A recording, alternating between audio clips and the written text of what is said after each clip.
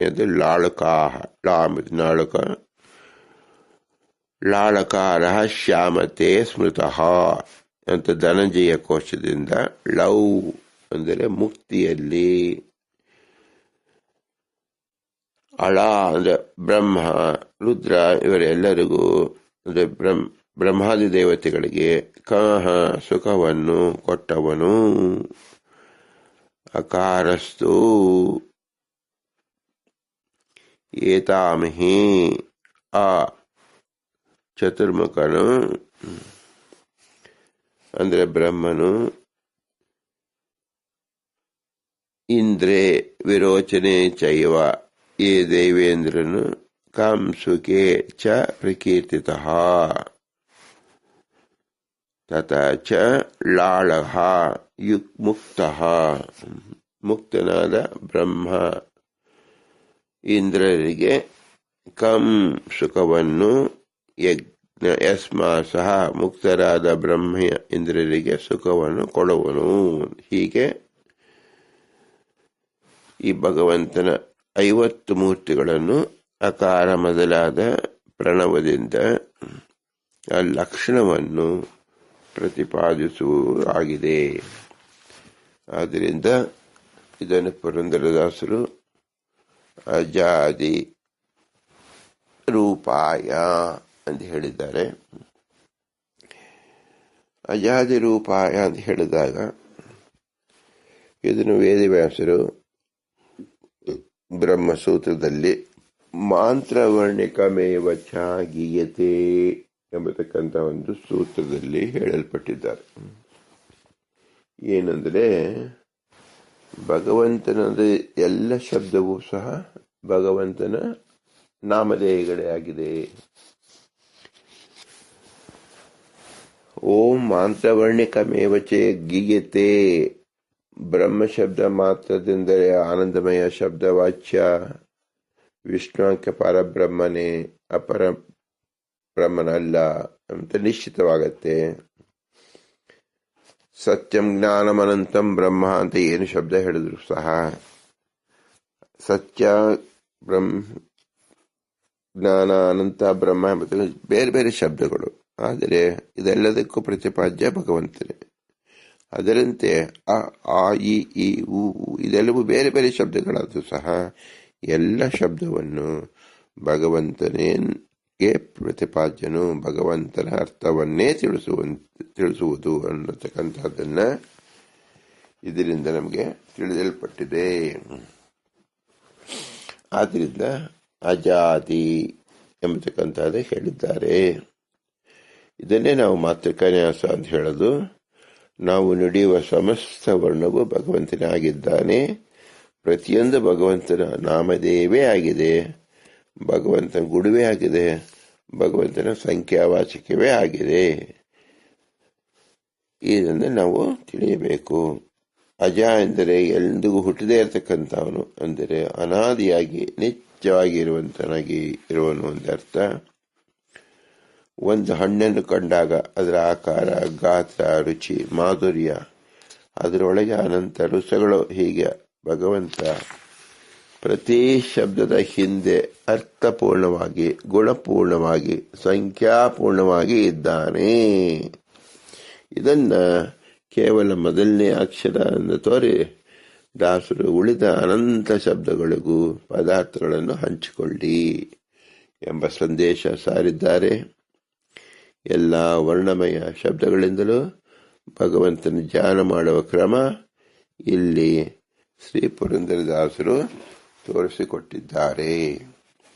ಅವರು ತೋರಿಸಿಕೊಟ್ಟಿದ್ದನ್ನ ಅವರ ನಂತರ ಬಂದ ವಿಜಯದಾಸರು ಈ ಶಬ್ದಗಳನ್ನು ಯಾವ ರೀತಿಯಲ್ಲಿ ಹೇಳಿದ್ದಾರಪ್ಪ ಅಂದ್ರೆ, ಪ್ರಣವ ಮಂತ್ರದಿಂದಲೇ ಅಜಾದಿ ರೂಪಗಳು 51 ಮೂರ್ತಿಗಳು 50 ಮತ್ತು ಕ್ಷ ಎಂಬತಕ್ಕಂಥದ್ದು 51ನೇ ಅಕ್ಷರ ಬಂದಿದೆ ಎಂಬತಕ್ಕಂಥದ್ದನ್ನು ಅವರು ಸುಳಾದಿಯಲ್ಲಿ ಹೇಳಿ ತೋರಿಸಿದ್ದಾರೆ. ಪ್ರಣವ ಮಂತ್ರವ ಗ್ರಹಿಸು ಪ್ರಣುತನಾಗಿ ಸಜ್ಜನರ ಉಪದೇಶದಿಂದ ಅನುಗ್ರಹ ನೋಡುವುದು. ಅನಾದಿಯಿಂದ ಬಂದ ಅನುಭವ ಸಿದ್ಧ ಜನಕ್ಕೆ ಅಮೃತಾಶನ. ಪ್ರಣವ ತಾರಕ ತಾರ ಪ್ರಥಮ ವ್ಯಾಹೃತಿಯು ಶೀರ್ಷ ಗಣ ಓಂಕಾರ ಆಜ್ಯ ಉಚ್ಚಾರಣೆ ಬೀಜ ಇನಿ ತಾ ಅಭಿಧಾನದಿಂದ ಒಪ್ಪುತ್ತಲೇ ನಿತ್ಯ ಅನಂತ ವರ್ಣಾತ್ಮಕ ಜಡ ಪ್ರಭೇದ ಮನುಜಾದಿ ಬಿಡಿದು ಬ್ರಹ್ಮ ಸಿರಿತನ ಆಲೋಚನೆ ಮಾಡುವರು ತಮ್ಮ ಯೋಗ್ಯತೆಯ ದನಿತು ಪ್ರಣವ ಮಂತ್ರವೇ ಸರ್ವ ಮಂತ್ರ ತಂತ್ರಕ್ಕೆ ಇದೆ. ಜನಕವಾಗಿಪ್ಪದು ಕಲ್ಪ ಕಲ್ಪ ಪ್ರಣವ ಮಂತ್ರವ ಗ್ರಹಿಸು ಎಲೋ ಮಾನವೇ. ಗುಣ ಕಾಲ ಕರ್ಮ ವರ್ಣಾಶ್ರಮ ಧರ್ಮರೂಪ ಕ್ರಿಯಾ ಮನೋವಾಕ್ಯದಲ್ಲಿ ನಿರ್ಮಳನಾಗಿ ಎಣಿಸಬೇಕು ಅನುಕ್ರಮದಲ್ಲಿ. ಪ್ರಣವ ಜಾನವ ಮಲ್ಪ ಇದರ ವಿಸ್ತಾರವ ವನಜ ಸಂಭವದಕ್ಕೆ ಅಧಿಕಾರನು ಗುಣತ್ರಯ ಮೊದಲು ಮಾಡಿ ಧರತತ್ವ ಪರ್ಯಂತೆ ಕ್ಷಣ ಬಿಡದೆ ಎಣಿಪ ಬಹು ಅಂಶಿ ಅಂಶ ತೃಣಜೀವಾದಿ ಬಿಡಿದು ಅಂತರ ಬಾಹಿರ ಚಿನ್ಮಯ ಮೂರ್ತಿ ವಿಜಯ ವಿಠಲರೇಯ ಪ್ರಣವ ಪ್ರತಿಪಾದ್ಯನು ಅಶೇಷ ಗುಣಧಾರಕ. ಪ್ರಣವ ಮಂತ್ರದ ಅಷ್ಟು ವರ್ಗಗಳಲ್ಲಿ ಪಂಚಾಶದ್ ವರ್ಣಗಳು ಇದೆ ಎಂಬತಕ್ಕಂಥದ್ದನ್ನ ತಿಳಿಸ್ತಾ ಇದ್ದಾರೆ. ಆ ಉ ಮಾ ನಾದ ಬಿಂದು ಘೋಷ ಶಾಂತ ಅತಿಶಾಂತ ಈ ಆವರಣಗಳುಂಟು. ಪ್ರಮಾಣಾತ್ಮಕವೆನ್ನಿ ಈ ವಿಧವನ್ನು ತಿಳಿದು ಆಕಾರ ಅಷ್ಟರಲ್ಲಿ ಆ ವರ್ಗಕ್ಕೆ 8 ಉದ್ಭವಿಸುವುದನ್ನು ಕೋವಿಗನಾಗಬೇಕು ತಿಳಿಕೊಂಡು ಮಾತ್ರ 1000 ಶಿರವನ್ನು ವಿಜಯ ವಿಠಲರೆಯ ಭಾವದಲ್ಲಿ ನಿಲ್ಲಿಸಿ ಒಲಿಸಿ ವಿಶ್ವಾದಿಗಳ ಅಂದರೆ 8 ವರ್ಗದಲ್ಲಿ ವಿಶ್ವ ಪ್ರಾಜ್ಞಾ ತೇಜಸ ಆತ್ಮ ಅಂತರಾತ್ಮ ಎಂಬತಕ್ಕಂಥ ಭಗವಂತನ ರೂಪಗಳನ್ನು ಚಿಂತನೆ ಮಾಡಿ ತಿಳಿದುಕೊಳ್ಳಿ.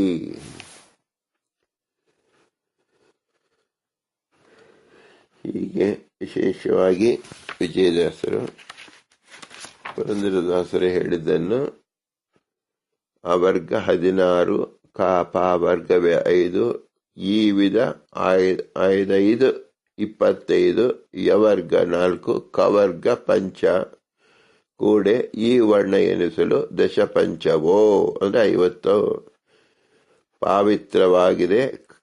ಶ ಕೂಡಿಸಲಾಗಿ ಕ್ಷ ವರ್ಣವಾಯಿತು. ಅದು ಕ್ಷ ಎಂಬತಕ್ಕಂಥದ್ದು ಅದು 150 ಅಂದ್ರೆ 51. ಆ ವಿಶ್ವಗೆ 16 ತೈಜಸರಲ್ಲಾತ್ಮ ದೇವಗಳಿಗೆ 25 ಸಿದ್ಧವಾದನ ಪರಮಾತ್ಮ ಜ್ಞಾನಾತ್ಮಗೆ 9 ಸೇವಿಸುವುದು ಇವು ದ್ವಿತೀಯಾವರಣ.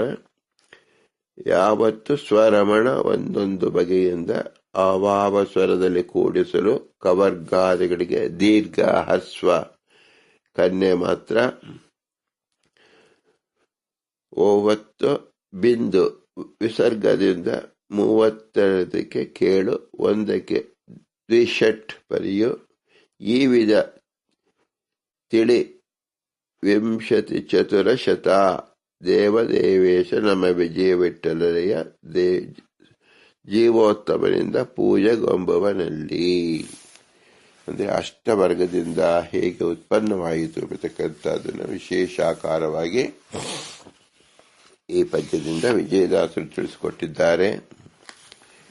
ಇದನ್ನೇ ಜಗನ್ನಾಥದಾಸರು ಹರಿಯು ಪಂಚಾಶದ್ವರ್ಣ ಸುಸ್ವರ ಉದಾತ ಅನುದಾತ ಪ್ರಚಯ ಸ್ವರಿತ ಸಂಧಿ ವಿಸರ್ಗ ಬಿಂದುಗಳೊಳಗೆ ತದ್ವಾಚ್ಯ ಇರುವ ತತ್ತನಾಮ ರೂಪಗಳರಿತು ಉಪಾಸನೆಗೈವರು ಇಳೆಯಳು ಸುರರೇ ಸರಿ ನರರಲ್ಲ ಅವರಾಡುವುದೇ ವೇದಾರ್ಥ.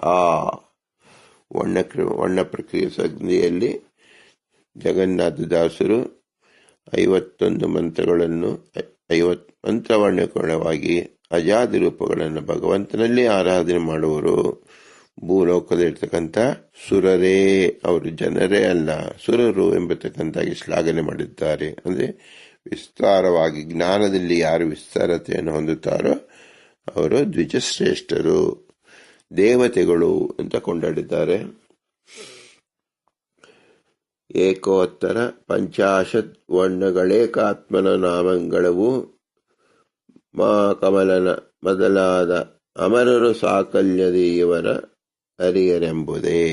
ಇವರು ಸಾಕಲ್ಯ ತಿಳ್ಕಂತವರು ಕೇವಲ ದೇವತೆಗಳು. ಅದು ದಿವ್ಯ ಜ್ಞಾನವನ್ನು ಪಡ್ಕೊಳ್ಳಬೇಕು. ವರ ಗಾಯತ್ರಿ ನಾಮಕ ಹರಿ ಈ ಎರಡಂಗ್ರಿಗಳ ವಿವರವ ತಿಳಿದು ತರುವಾಗಿದೆ ಷಡ್ವಿಧ ರೂಪವ ಸಾದರ ಜೇನಿಸಿ ನಿರತ ಜಪಿಸುವುದೇ ಅನುದಿನದಿ ಜಾನಿಸುತ್ತಿಪ್ಪದೆ ಫಲವಿದು ಬಾಳುವುದಕ್ಕೆ ಸೇರಿ ನಿಲಯನ ಗುಣಗಳ ತಿಳಿದು ಭಜಿಸುವುದೇ ಎಂದು ಜಗನ್ನಾಥದಾಸರು ಫಲವಿದು ಬಾಳುವುದಕ್ಕೆ ಎಂಬಲ್ಲಿ ಒಂದು ಅರ್ಥವನ್ನು ಹೇಳಿದ್ದಾರೆ. ಏನು?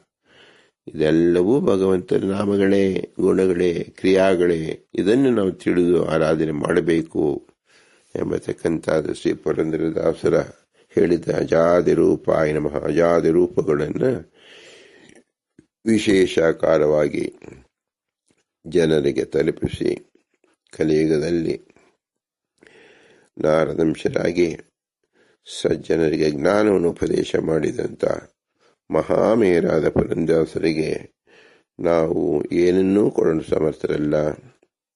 ಅವರ ಅನುಗ್ರಹ ಅಪೇಕ್ಷೆಯಿಂದ ಭೂಯಿಷ್ಟಾಂತೆ ನಮ್ಮ ಉಕ್ತಿ ವಿಧೇಮ ಎಂದು ಹೇಳಿ ಅವರ ಅಂತರ್ಯಮೆಯಾಗಿರ್ತಕ್ಕಂಥ ಪುರಂದರ ವಿಠಲನು ತಾನು ಸಕಲ ಶಬ್ದದಲ್ಲಿ, ಸಕಲ ವರ್ಣದಲ್ಲಿ, ಸಕಲ